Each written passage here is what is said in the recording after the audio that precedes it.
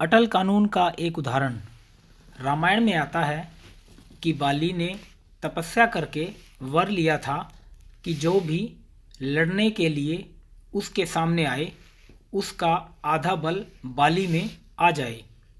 इस कारण जब भी सुग्रीव उससे लड़ाई करने जाता पराजित होकर लौटता।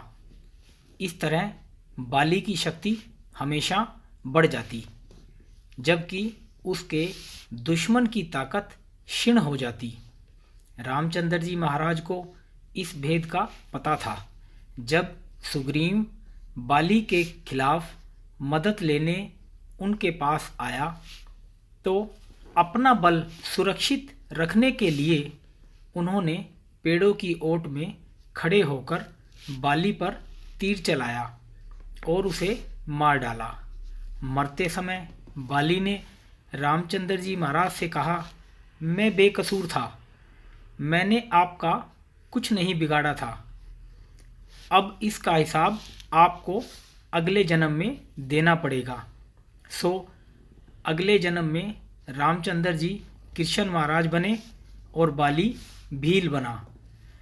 जब कृष्ण महाराज महाभारत के युद्ध के बाद एक दिन जंगल में पांव पर पांव रखकर सो रहे थे तो भील ने दूर से समझा कि कोई हिरन है, क्योंकि उनके पैर में पद्म का चिन्ह था जो धूप में चमककर हिरन की आंख जैसा लग रहा था।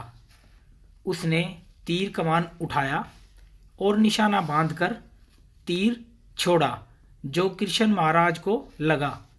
जब भील अपना शिकार उठाने के लिए पास आया तो उसे अपनी भयंकर भूल का पता चला। दोनों हाथ जोड़कर वह श्री कृष्ण जी से अपने घोर पाप की क्षमा मांगने लगा।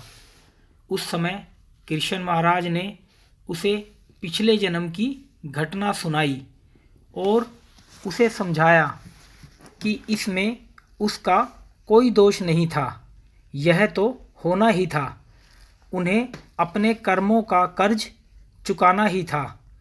कर्मों का कानून अटल है, कोई भी इससे बच नहीं सकता, अवतारी पुरुष तक भी नहीं।